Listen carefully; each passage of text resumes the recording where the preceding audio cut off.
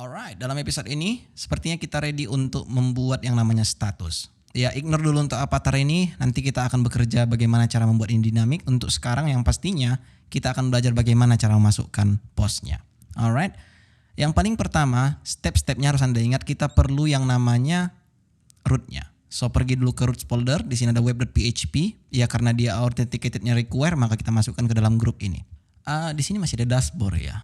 Sepertinya kita emang tidak membutuhkannya, maka coba kita hilangkan aja. Dari navigation juga kita hilangkan dia untuk dashboard ini, karena kita tidak membutuhkannya. Dan coba kita scroll ke bawah lagi. Di sini harusnya juga ada dashboard. Ini dia. Dashboard kita ganti menjadi timeline lah. Timeline, dan di sini harusnya juga timeline. Kita buat ini rubah besar supaya bagus dia. Dan kita refresh di browser. Ya, di sini root dashboard not defined katanya.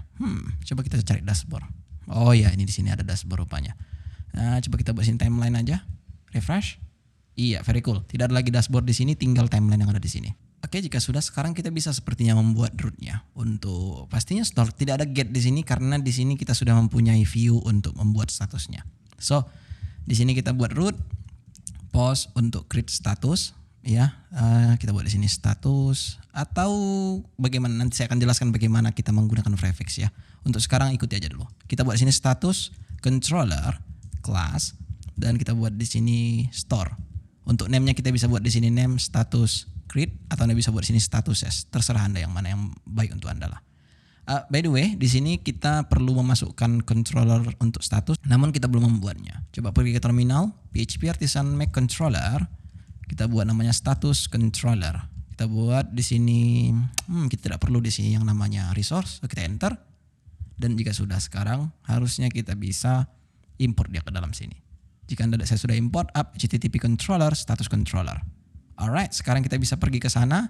Dan Anda pasti tahu menebaknya itu di up HTTP controller, status controller. Selanjutnya di sini kita buat store dulu. Dan di sini kita buat request. Di sini kita buat request. Dan coba kita buat di sini dd OK. Ya kan? Alright, jika sudah sekarang kita bisa pergi ke timeline tepat di sini. Kita buat rootnya di sini itu adalah status create. Root status create. Store bisa juga sih harusnya, jangan create lah. Coba kita lihat dulu di web.php, kita edit dia. Store seperti itu. Dan untuk URL-nya kita ganti aja daripada status create, kita buat status seperti itu saja. Alright, kita refresh di browser dan kita pause.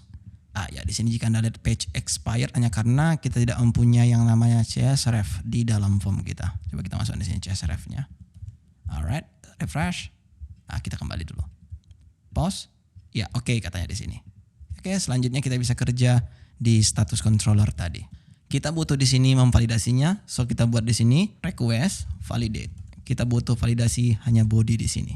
So, di sini kita bisa buat require dan that's it, tidak ada yang lain. Kemudian jika sudah, kita bisa membuat di sini out user statuses create. Sebenarnya jika Anda tidak tahu, ini bisa juga seperti ini. Status create.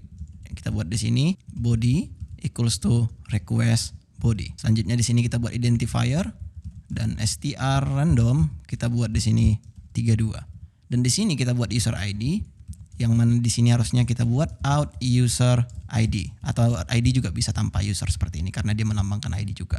Namun jika seperti ini, seperti yang saya bilang ini kan diminta akan dimasukkan ke fillable field yang mana sebenarnya jika Anda ingat waktu saya mengajari mass assignment purnability itu kan tidak bagus karena dia bisa modifikasi user ID-nya. Makanya lah kita buat sistemnya seperti ini bahwa dia langsung menarget authenticated user.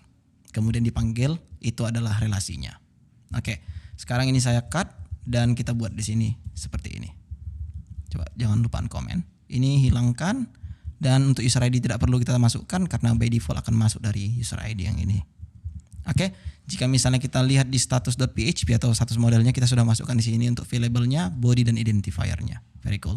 Sekarang coba ini kita masukkan ke controller ini untuk kelas-kelas yang masih merah. Iya.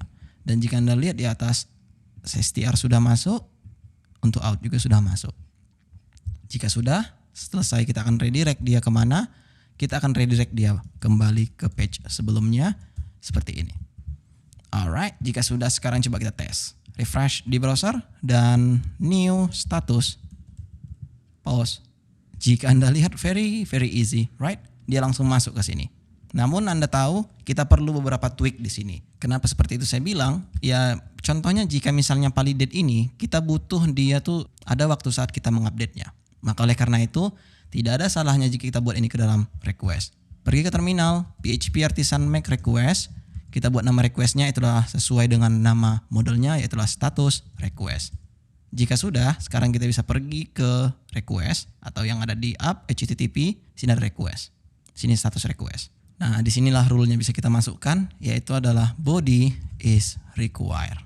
Oke, jika sudah, sekarang kita pergi dulu kembali ke sini. Di sini kita bisa sebenarnya hilangkan ini dan masukkan status request-nya di sini langsung. Jangan lupa import di atas dia ya, karena saya sudah mengimport di sini request status request. Alright. Jika sudah, sekarang jika kita refresh di browser, kita coba lagi, again, pause. Di sini katanya this action is unauthorized hanya karena kita tadi waktu di status request ya kita buat di sini false. Lupa kita mengganti menjadi true. Harusnya true kita buat karena siapapun bisa membuat status. Kembali dan again kita pause. Ya masuk di sini again.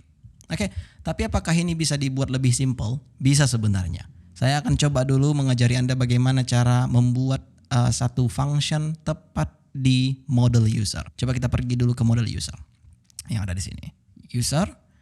Kita buat di sini satu relasi, bukan satu relasi ya, satu method, relasi pula. Nah, kita konsisten aja di sini. Di sini ada status. Nah, di sini kita masukkan dia.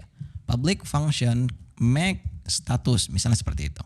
Dan kita accept di sini apa? Itu adalah string, yaitu adalah query yang kita dapat nanti dari inputnya. Nah, di sini kita bisa buat this status, kita panggil relasi yang kita buat di sini. Create. Dan di sini pastinya kita masukkan itu adalah body. Itu sama dengan string yang kita provide di sini. Kemudian untuk identifiernya kita masukkan di sini adalah str random 32. Atau Anda bisa buat di sini 31, terus Anda masukkan di sini itu adalah ID dari user tersebut biar supaya memastikan ini benar-benar unik. Seperti itu kira-kira. Oke, atau Anda bisa buat dia yang terakhir, terserah lah. Mau yang terakhir, mau yang pertama tidak masalah untuk itu. Ya. Namun yang pasti mereka ini akan kita masukkan ke dalam str slug.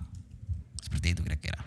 Dan jangan lupa import untuk str ini ya, karena dia masih merah di situ. Illuminate support str. Jika Anda scroll ke atas, pasti dia sudah masuk di sini. Alright, very cool. Sekarang harusnya ini bisa kita gunakan ya. Sekarang coba dulu kita pergi ke status controller yang ada di sini. Daripada kita buat seperti ini panjang-panjang, kita mengambil dulu request body ini. Dan di sini kita bisa masukkan make status dan kita masukkan di sini request body. That's it. Jadi sekarang kita refresh di browser. Again and again. Kita pause. Masuk juga di sini dia. Very cool kan? Nah, disinilah enaknya bermain Laravel ini. Anda bisa membuat kode Anda lebih simple, dan simple. Bahkan jauh lebih simple bisa dibuat ini ya. Ini akan kita cut. Dan kita masukkan ke request status ini, status request Dan di sini kita bisa buat make, terus kita paste di sini dia.